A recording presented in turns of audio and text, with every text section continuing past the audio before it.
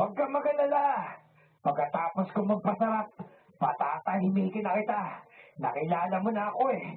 Wala nang dahilan para buhayin ka. Maawa ka, Diego! Huwag! Maawa ka sa akin! Pasensyahan na lang tayo. Nakilala mo ko eh. Kaya pagkatapos ito, ililigpit na kita.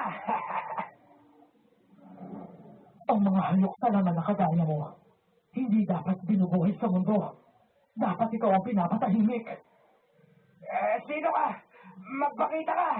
Huwag kang mangailang sa diskarte ko, kundi tatapusin kita. Lumabas ka sa harapin ako. Mula sa dilim ay nakita ko na lumantad ang isang babaeng nakasuot ng purong itim na damit. Mahaba ang buhok na halos sumasayad na sa lupa. Merong nagbabagang mga mata. Mahahabang ko at matatalas na pangil. Nakalutang siya sa hangin. Ang mga buhok niya, parang may sariling buhay. Humaba pa ng sobra at pumulupot sa kamay ni Diego. Ang ibang buhok naman ay sa mga paa at leeg ni Diego. Kaya naman kahit anong pagpupumiglas ang gawin ni Diego, hindi na siya makawala. Isa kang aswang. Isa kang biyahonan. Kaya ngayon nakita mo na ako. Patatahimikin na din kita. Huwag! Maawa ka! Bakit ako maaawa sa'yo? Hindi ba't yan din ang sinabi mo sa babaeng to? Bago makasagot si Diego, pumasok sa lahat ng butas ng katawan niya ang mahabang buhok ng aswang na biyangonan. Di pumasok sa tenga, ilong, mata, bibig, at hinigup noon ang dugo ni Diego. Kaya naman ilang sandali lang, wala ng buhay na bumagsak si Diego. Namatay na tirik ang mga mata. Marahan akong bumangon at tinina ng aswang na biyangonan. Niliwan lang din niya ako pagkatapos ay ibinalik niya ang bandahang itim sa ulo niya at umalis na siya. Naisip ko, siya pala ang babaeng sumusunod sa akin kanina. Kaya nagmamadali na akong umuwi kina Ma'am Aida. Ate Minda! Ate Minda! Buksan mo ang gate, Ate Minda!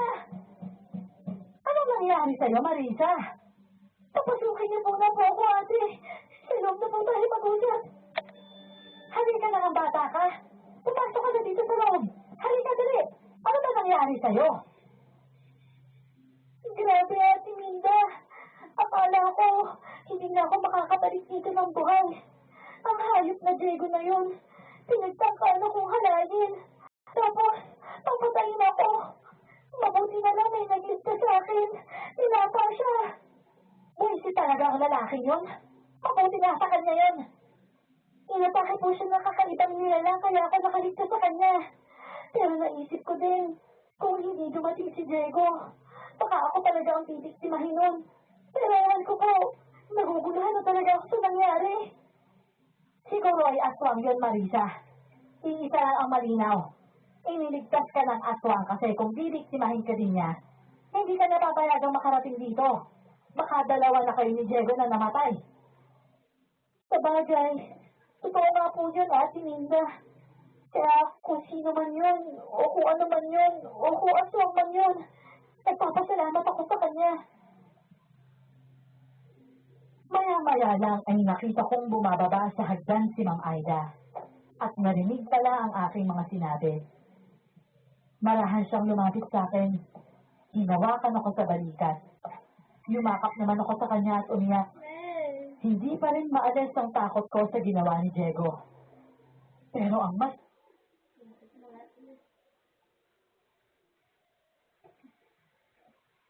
naman kita sabi mo, Lola.